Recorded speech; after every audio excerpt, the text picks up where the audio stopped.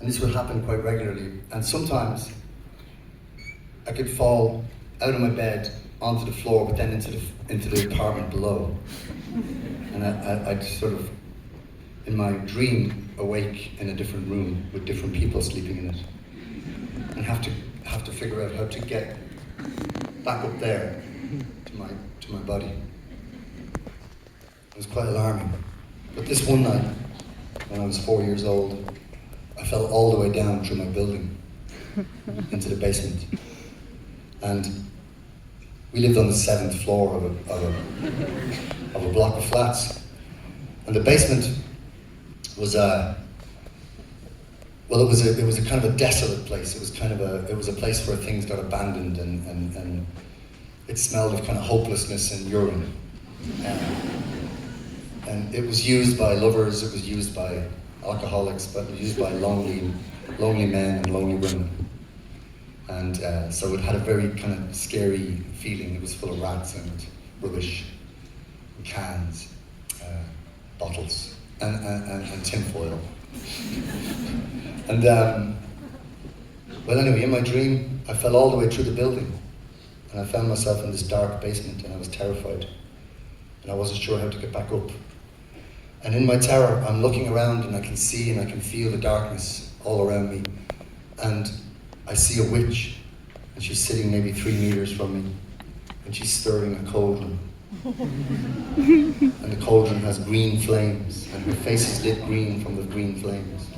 And she has a long nose, long black hair, a big pointy hat, a black shawl, and she's stirring the cauldron, and she's talking to the cauldron. She's like, nah, nah, nah, nah, nah, nah. And I'm terrified.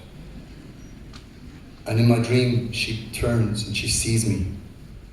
And in this moment, I wake up, and for the rest of my life, I tell my friends about this dream. That was so terrifying for me. And I was speaking with my friend in Paris, and she said, "You speak about this dream a lot, with the witch." I said, "Yeah." She says, "Can we sit down? Can we sit down and talk about this dream properly?" And I said, "Great, let's do it." Because it's a feeling of terror that I can access even now. And she said, "Okay, so you fall through the building, you're in the basement, you see the cauldron, you see the green flames, you see the pot, she's stirring, you see her nose, you see the witch, her hat, her green face, her long black hair, her shawl, she's talking to the soup. She looks around and she sees you, and she locks eyes with you. Now, can you be there?" And I said, "Yes, I can be there. I know exactly where that is." He said, "Okay, stay there, stay there. Now what happens?" And I said, "She smiles at me." And she said, "Yes, she smiles at you. This is not a nightmare.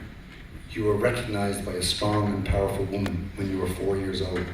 And this is a great recognition of the feminine, and you should take it as a blessing." And so it turned my dream on its head, and now I felt blessed.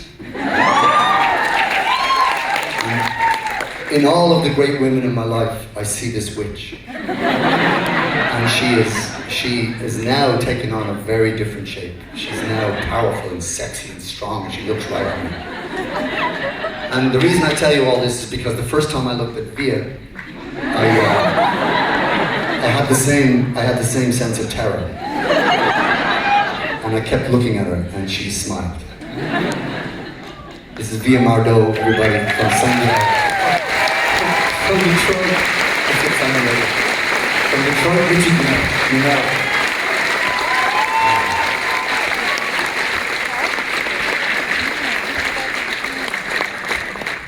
The power of modern connection. I saw Via on Instagram. My feed suddenly showed me Via Mardot, and her feed is incredible. And I reached out to her and I said, "You are amazing. Would you please play on my record? I would love it so much if you would play." She plays theremin, she plays bells, she plays baritone guitar, she plays everything. And she said, "Send me some music and let me hear what it's like." Which of course is the best response. And And then she got back to me when I sent her music and she said, okay, I will. We sent music back and forth and it was a really thoroughly enjoyable experience. And she agreed to come on this tour with us this autumn. So we have her here in the room with us tonight and it's a bit of a miracle.